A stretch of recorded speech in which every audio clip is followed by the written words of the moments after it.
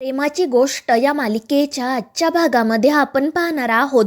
Mukta मिहीरची collar पकडूनच त्याला सागरच्या घरी घेऊन जाते आणि तिथे गेल्यानंतर ती मिहीरला खाली ढकलून देते आणि मिहीरची अवस्था बघून घरातील सगळ्यांनाच मोठा धक्का बसतो. सागर पटकन मिहीरला उठवतो आणि हा सगळा काय प्रकार आहे हे रागातच विचारतो. त्यावर मयुरेश म्हणतो की हे तुझ्या भावालाच विचार. तर मुक्तासुद्धा खूपच चिडलेली असते. ती सागरला म्हणते की तुमच्या भावाने काय केलंय हे तुम्हीच त्याला विचारा. आजपर्यंत मी त्याला एक चांगला मुलगा समजत होते, मात्र आज याने लाईन क्रॉस केली आहे. आणि त्यावर मिहीर रडतच म्हणतो की मुक्ताताई, माझ्यावर विश्वास ठेव, मी खरंच काही नाही केलं. मात्र मुक्ता खूप चिडते आणि मिहीरच्या अंगावर धावून जात म्हणते की जर अजून एक शब्द बोलला ना तर घरच्यांसमोर तुझं थोबाड फोडेल. आणि ते ऐकून सागर मध्ये पडतो आणि मुक्ताला थांबवतो. तर मुक्ता सगळ्यांसमोर हात जोडून म्हणते की प्लीज तुमच्या या मुलांच्या चुकांना पाठीशी घालू नका. आणि त्यावेळी इंद्रा तिला म्हणते की तुझ्या आवाजाची पट्टी जरा कमी कर आणि नक्की काय घडलं आहे ते सांग. आणि त्यावर मुक्ता सगळ्यांना सांगते की तुमच्या या मुलाने त्याचा आणि मिहिकाचा अश्लील व्हिडिओ सगळीकडे अपलोड केला आहे. आणि ते ऐकून सगळ्यांच्याच पायाखालची जमीन सरकते. मात्र सागर म्हणत असतो की माझा मिहीरवर पूर्ण विश्वास आहे, तो असा मुलगा नाही, तो असं काहीतरी करणं शक्यच नाही. मात्र मयुरेश म्हणतो की याच्याशिवाय दुसरं कोण करणार. तर मुक्ता म्हणत असते की आज या मिहीरमुळे रस्त्यावरील कोणताही फालतू मुलगा माझ्या बहिणीकडे बोट दाखवत आहे आणि हा मात्र सगळं करून सवरून नामानिराळा झाला आहे. आणि त्यावर मिहीर पुन्हा सगळ्यांना सांगतो की मी खरंच काही केलेलं नाहीये, कारण मिहिकाकडे कोणी नजर वर करून बघितलेलं सुद्धा मला आवडत नाही. मग मी तिच्या बाबतीत असं का करेल? माझं खरंच खूप प्रेम आहे तिच्यावर. मात्र ते ऐकून मयुरेश पुन्हा मिहीरच्या अंगावर धावून जातो. मात्र सागर त्याच्यावर ओरडतो आणि त्याला तिथेच थांबायला सांगतो. तो म्हणत असतो की मी एकदा सांगितलंय ना तुम्हाला की मिहीर असं काही करणार नाही, मग तुम्हाला का कळत नाहीये? मात्र त्यामुळे मुक्ता अजून चिडते आणि ती सागर सोबतच वाद घालायला सुरुवात करते. ती सागरला म्हणते की तुमचा भाऊ आहे ना, तो मग तुमच्याच पावलावर पाऊल टाकत आहे. तुम्ही आत्तापर्यंत जी घाणेरडी कामं केलीत त्यांच्याही पुढे जाऊन तो ही सगळी कामं करत आहे. तुम्ही तर एका मुलीचा साखरपुडा मोडला आणि याने तर एका मुलीची अब्रूच चव्हाट्यावर मांडली. तुमच्या घरावर हेच संस्कार आहेत का? आणि मुळात तुम्हाला तुमच्या चुका दाखवून देण्यासाठीच या घरात कोणी नाहीये. आणि मुक्ताचं हे सगळं बोलणं ऐकून सागरला धक्का बसतो. तर मुक्ता मिहीरला म्हणत असते की आज फक्त तुझ्यामुळे माझ्या बहिणीचा प्रेमावरचा विश्वास उडाला आहे. आता बघ मी तुझ्यावर कशी केस लावते ते. तू कोणालाही परत तुझं तोंड दाखवू शकणार नाही. आणि त्यानंतर ती आणि मयुरेश रागातच तेथून निघून जातात. मात्र सागर मिहीरला म्हणत असतो की तू काळजी करू नको, मला माहिती आहे या सगळ्यात तुझी काही चूक नाही, तुला कोण हात लावते ते बघतोच मी. मात्र नेमकं त्याचं हे बोलणं मुक्ता ऐकते आणि ती रागात पुन्हा तिथे येते. ती वैतागून म्हणत असते की बघ जिजू, या लोकांना थोडीही लाज वाटत नाही. ज्या माणसाने एवढा मोठा गुन्हा केला आहे त्यालाच हे पाठीशी घालत आहेत. यांना काय बोलावं ना तेच मला कळत नाही. आणि त्यानंतर ती इंद्रालाही विचारते की तुम्हाला सुद्धा 2 मुली आहेत ना, देव न करो पण त्यांच्या बाबतीत जर कधी असं काही झालं तर मग तुम्ही काय करणार? आणि मुक्ताचा हा प्रश्न ऐकून इंद्रा खाली मान घालते. तर मुक्ता वैतागून म्हणत असते की बरं झालं तुम्ही मिहीर मिहिकाच्या लग्नासाठी नकार दिला, नाहीतर माझ्या बहिणीला अशा संस्कार नसलेल्या घरात यावं लागलं असतं.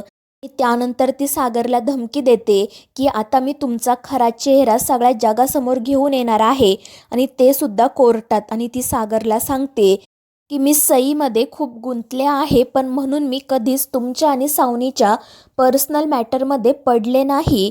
मला सावनीने सांगितलं होतं की सागरच्या विरोधात साक्ष दे, पण मी त्यासाठी नकार दिला. पण आता नाही, आता मी कोर्टात सावनीच्या बाजूने उभी राहणार आणि तुमच्या विरोधातच साक्ष देणार. आय विल मेक शुअर की सई पुन्हा या घरात कधीच येणार नाही. आणि ते ऐकून सगळ्यांनाच धक्का बसतो. सागर म्हणत असतो की तुम्ही मला माझ्या मुलीपासून दूर करू शकत नाही. तर मुक्ता म्हणते मला कधीच तुम्हाला तुमच्या मुलीपासून दूर करायचं नव्हतं, पण आता माझा नाईलाज आहे. ज्या घरात दुसऱ्यांच्या मुलीला इज्जत दिली जात नाही त्या घरात सईसोबत तरी कसं नीट वागलं जाईल. आणि मग त्यानंतर ती रागातच घरातून बाहेर पडते. तर घडलेल्या प्रकारामुळे सगळ्यांनाच मोठा धक्का बसलेला असतो. त्यानंतर मयुरेश, मिहिका आणि मुक्ता सायबर पोलिसांकडे जातात. ते पोलिसांना तो व्हिडिओ दाखवतात आणि यामागे नक्की कोण आहे हे शोधण्याची विनंती करतात. त्यानंतर तो व्हिडिओ नक्की कोणत्या डिव्हाइसवरून अपलोड करण्यात आला आहे ते पोलीस शोधत असतात. मात्र मयुरेश त्यांना सांगतो की हा व्हिडिओ त्या मिहिरनेच अपलोड केला असणार, तुम्ही आधी त्याला अटक करा म्हणजे तो त्याचा गुन्हा कबूल करेल. मात्र पोलीस त्यांना सांगतात की जोपर्यंत आम्हाला एखादा भक्कम पुरावा मिळत नाही तोपर्यंत आम्ही कोणालाही अटक करू शकत नाही आणि त्याचसोबत तो व्हिडिओ डिलीट केल्याचंही सांगतात. आणि मग त्यानंतर ते तिघेजण घरी जाण्यासाठी निघतात. मात्र त्याचवेळी मुक्ताला सावनीचा कॉल येतो. सावनी मुक्ताला सांगते की आज कोर्टाची तारीख आहे, मात्र सई कोर्टात यायलाच तयार होत नाहीये. तू प्लीज घरी ये आणि तिला समजाव. जर तू कोर्टामध्ये आली तर सईसुद्धा शांत राहील. आणि त्यावर मुक्ता म्हणते तुम्ही मला ॲड्रेस पाठवून ठेवा, मी बघते. आणि ते ऐकून सावनी खुश होते. तर मयुरेश मुक्ताला काय झालं ते विचारतो. मुक्ता त्याला घडलेला सगळा प्रकार सांगते. तर मयुरेश म्हणतो की तू जा कोर्टात, सईला तुझी गरज आहे, मात्र तू बाबांनाही सोबत घेऊन जा आणि मिहिकाची काळजी करू नको, मी आहे तिच्यासोबत. आणि मग त्यानंतर सर्वजण कोर्टात जातात. मुक्तासोबत पुरू देखील आलेला असतो. आणि त्यानंतर सुनावणीला सुरुवात होते. सागरचे वकील म्हणत असतात की जज साहेब, जी बाई आपल्या 6 महिन्यांच्या मुलीला सोडून गेली तिला आई तरी कसं काय म्हणायचं, आणि जी बाई सई 6 महिन्यांची असताना तिला सोडून निघून गेली होती, तिला आज अचानक सईचा एवढा पुळका का आलाय, तिला सईबद्दल इतकी काळजी का वाटते. आणि त्यावर सावनीची वकील म्हणते की जज साहेब असं नाहीये, त्यावेळी सावनी स्वतःहून घर सोडून गेली नव्हती, तर सागर कोळी यांनी तिला घराबाहेर काढलं होतं. आणि त्यावेळी सावनीकडे ना डोक्यावर छप्पर होतं ना हातात पैसा, आणि अशा परिस्थितीमध्ये त्यांनी त्यांच्या 6 महिन्यांच्या मुलीला कुठे नेलं असतं. पण आज त्यांच्याकडे या सगळ्या गोष्टी आहेत आणि त्यामुळे त्यांना त्यांची मुलगी परत हवी आहे. तर सागरचे वकील म्हणतात की मिस्टर सागर कोळी यांनी सावनीला घराबाहेर काढलं नव्हतं, तर त्या अत्यंत थंड डोक्याने विचार करून त्यांच्या नवऱ्याला आणि मुलीला सोडून गेल्या होत्या. आणि त्यांचा हा वाद वाढतच जातो. शेवटी जज साहेब म्हणतात की ती मुलगी कोणाकडे खुश राहू शकेल हे कोणीही ठामपणे सांगू शकत नाहीये, आणि त्यामुळे आता हा प्रश्न त्या मुलीलाच विचारण्यात येईल आणि मग पुढील निर्णय घेण्यात येईल. आणि मग ते सईला कोर्टात बोलावतात. तर हर्षवर्धन सावनी सांगतो की सई आपलंच नाव घेईल याची काळजी घे.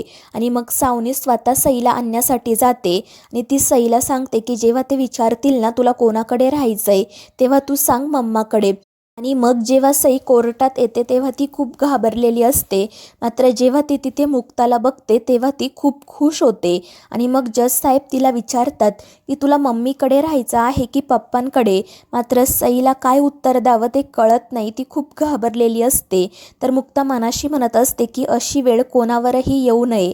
आणि मग त्यानंतर सावनी ज्या बाजूला बसलेली असते त्या बाजूला सई बोट दाखवते, त्यामुळे सावनी आणि हर्षवर्धन खूपच खुश होतात. मात्र सागर आणि त्याच्या फॅमिलीला मोठा धक्का बसतो.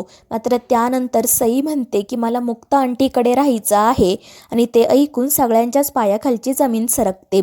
तर मित्रांनो, या मालिकेच्या पुढील भागांमध्ये आपण पाहणार आहोत मुक्ता रडतच जज साहेबांना सांगते की यांच्यापैकी कोणालाही सईची काळजी नाहीये, त्यांना फक्त जिंकायचं आहे. त्यामुळे मी तुम्हाला विनंती करते की सईला तिच्या चेहऱ्यावरील हसू परत द्या. तर मित्रांनो, या मालिकेच्या पुढील भागांच्या अपडेटसाठी आपल्या चॅनेलला सबस्क्राईब करा.